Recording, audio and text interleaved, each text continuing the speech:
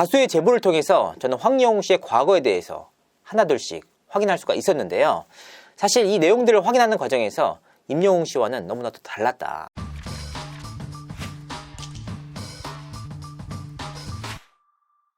시청자 여러분 안녕하세요. 연예 대통령 이진호입니다. 제가 최근 황영웅 씨 관련된 내용에 대해서 상당히 많은 내용들을 다뤘습니다. 하지만 황영웅 씨는 그간의 논란들에 대해서 그 어떠한 입장도 밝히지 않았는데요. 그래서 오늘 추가적으로 황영웅 씨의 관련된 내용에 대해서 시청자분들에게 전해드리고자 합니다. 저희가 여태까지 올렸던 영상들에 대해서 황영웅 씨 측에선 반박 같은 건 없었나요? 제가 그간 황영웅 씨에 대해서 주로 다뤘던 내용 중에 하나가 바로 소속사와 관련된 문제였습니다. 사실 지원자들이 소속사가 있는 게 무슨 문제입니까? 상당히 다수의 지원자들이 소속사가 있고 심지어는 지원자들 가운데 마서들과 동일한 소속사인 인물도 분명하게 있었습니다. 논란이 될 수 있는 문제이긴 합니다. 하지만 그 부분 역시 대중들이 평가할 문제 아닙니까? 더욱이 이 문제가 논란이 될 수 있을지언정 치명적이진 않습니다. 모든 건 결과적으로 대중들이 평가를 해준다. 제가 문제를 제기한 부분은 바로 황영웅 씨가 조항조 씨와 같은 소속사다, 이런 문제 제기였어요. 하지만 이 부분에 대해서 황영웅 씨는 입을 다물었습니다.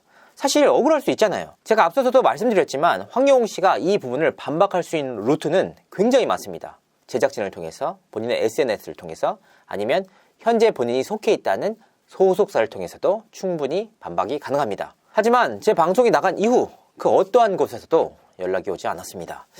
너무나도 의아해하고 있는데 황영웅 씨는 지난주 방송에서 조항조 씨의 인생아 고마웠다 라는 곡을 미션곡으로 선보입니다. 아니, 시청자들을 우습게 보나? 라는 생각이 들 법한 태도입니다. 사실 이 곡에 대해서도 좀 알아보니까 이 곡의 원곡자는 조항조 씨가 아닙니다. 김대훈이란 가수가 부른 내 마지막 날에 라는 곡을 이름만 바꿔서 조항조 씨가 낸 곡이에요. 그러니까 황영웅 씨가 부르려면 김대훈 씨의 내 마지막 날에 라고 해야 되거든요. 그게 원곡이니까. 그런데 굳이 조항조 씨를 내세우면서 인생아 고마웠다 라고 합니다. 굉장히 흥미로운 부분이다. 특히나 황영웅 씨가 속해 있다는 그 매니지먼트 업체는 대중문화예술기획업에 등록조차 안 된 곳이었습니다. 여러 가지로 납득하기 힘든 상황의 연속인데 제작진은 황영웅 씨에 대한 반박보다는 옹호에 나섰습니다. 제작진이 어떻게 옹호를 한 건가요? 사실 이런 문제들이 생기면 지원자들에게 사실관계를 확인한 뒤에 공식 입장을 발표합니다. 적어도 기자들에게 관련 내용을 고지합니다. 하지만 황영웅 씨에 대해서는 그렇게 하지 않았습니다. 팬분들, 시청자분들의 원성이 굉장히 높았거든요. 하지만 모두 무시한 채 황영웅 씨에 대한 분량을 서서히 늘려갑니다. 사실 서서히라는 말조차도 좀 아까워요. 급속하게 분량을 늘려가면서 시청자들의 원성을 샀는데요.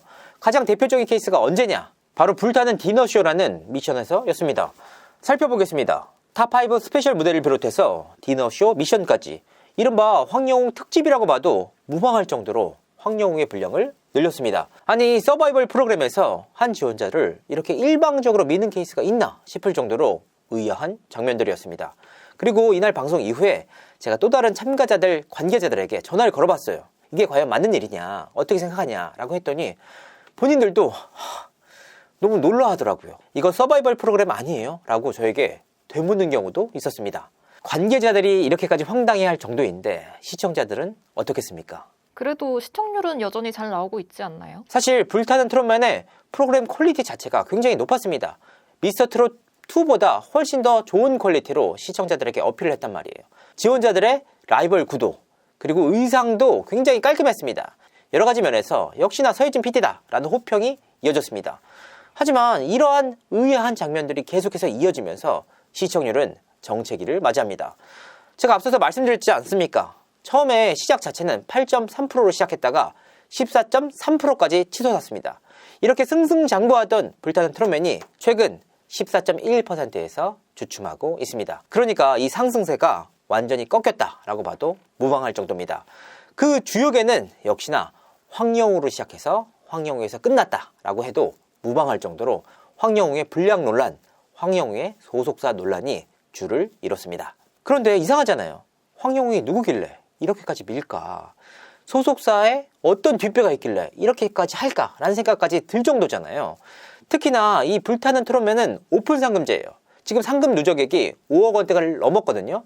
그래서 최종 상금이 7억에서 8억대로 될 거다. 이런 전망들이 계속해서 이어지고 있다. 황영웅 씨는 이와 같은 조력 때문에 지금 현재 가장 압도적으로 1위를 달리는 인물입니다. 그러니까 이 7, 8억 원에 달하는 거액의 상금에 가장 근접한 인물이 바로 황영웅이다. 참 여러모로 의미심장한 일이 아닐까 싶습니다. 황영웅 씨가 대체 뭐길래 그렇게 제작진이 밀어줄까요? 나도 모르겠어. 그러니까 시청자들의 니즈 이렇게 보면 납득이 돼요. 예를 들면 불타는 트롯맨에서 단독으로 1위를 달리고 있는 황영웅 씨가 2위보다 팬클럽의 차이가 2, 3만 명으로 벌어지거나 10만 명, 20만 명대로 벌어지거나 하면 충분히 납득이 가잖아요. 황영웅 씨의 팬클럽 가입자 수는 3천 명대에 불과합니다. 2위랑 거의 차이가 안 납니다.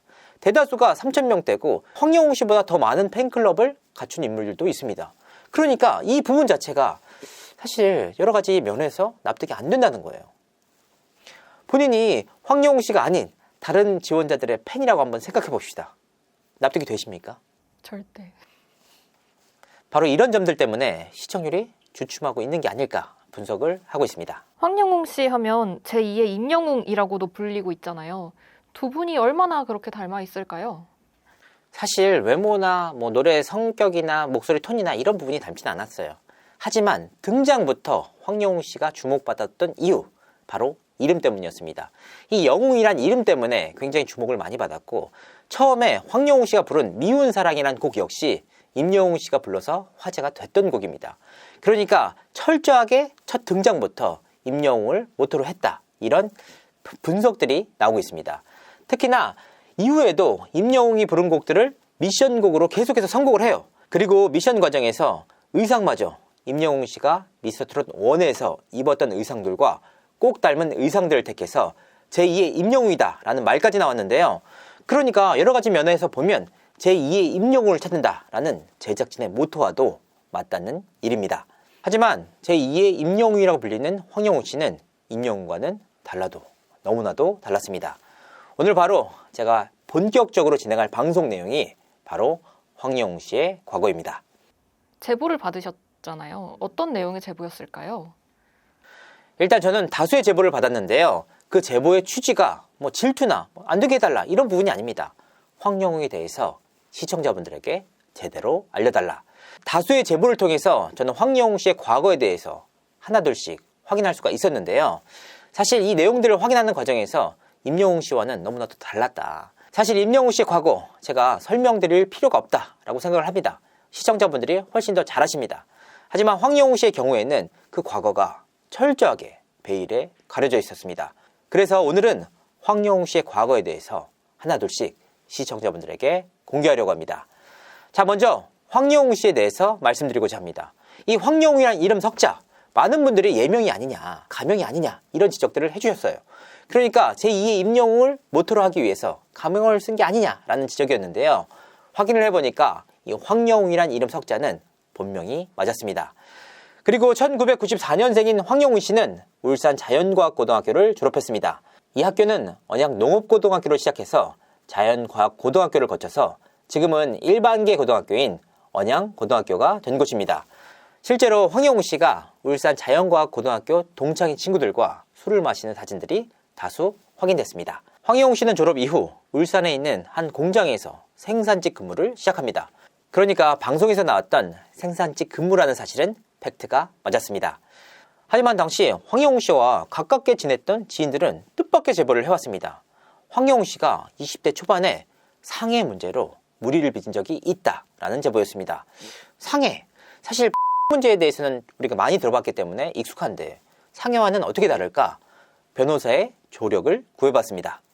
그러면 폭행이랑 상해가 어떻게 다른 건가요? 폭행은 사람에게 어떤 신체적 유형적인 어떤 을 가해서 생기는 문제인데, 상해는 그 이상을 넘어서서 신체의 생리적 기능의 장애, 예를 들면 피부의 표피가 떨어져 나간다든가 치아가 손실된다든가. 그러니까 보다 좀 정도가 더 높다는 그렇죠. 말씀이죠. 예, 그리고 정신장애까지, 외상후 스트레스 장애가 발생해도 또 상해로 봅니다. 상해는 폭보다 더 심하고 더 그래서 무겁게 처벌을 받고요. 그러니까 굳이 지금 형법 조문상 나와 있는 처벌의 수위를 설명드리면, 은 2년 이하의 징역, 500만 원 이하의 벌금, 상해는 7년 이하의 징역, 10년 이하의 자격정지 또는 1,000만 원 이하의 벌금, 이런 식으로 되어 있거든요. 네. 그래서 좀 더 딱 한 줄로 말씀드리면 살짝 다치게 하거나 폭언을 하면 다치면 상해 뭐 이런 식으로 구분할 수 있습니다. 알겠습니다. 감사합니다.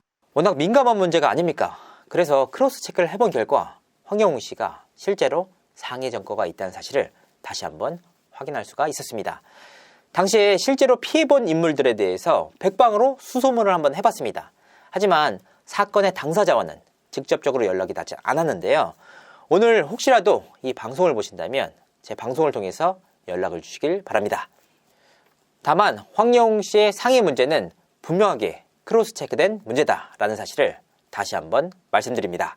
앞서서도 말씀드린 바가 있습니다. 이른바 잘 나가는 친구들에 대한 불만일까?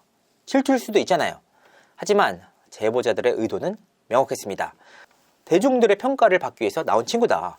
그 친구의 본질을 보여주는 게 마땅하다. 시청자들의 알 권리를 지켜달라라는 취지였습니다. 불타는 트롯맨이 서바이벌 프로그램이지 않습니까? 그러니까 충분히 납득이 가는 이유였습니다. 자, 황영웅 씨의 과거에 대한 시청자들의 평가. 이제는 제가 아닌 시청자분들이 해주실 몫입니다. 이상으로 이진호였습니다. 감사합니다.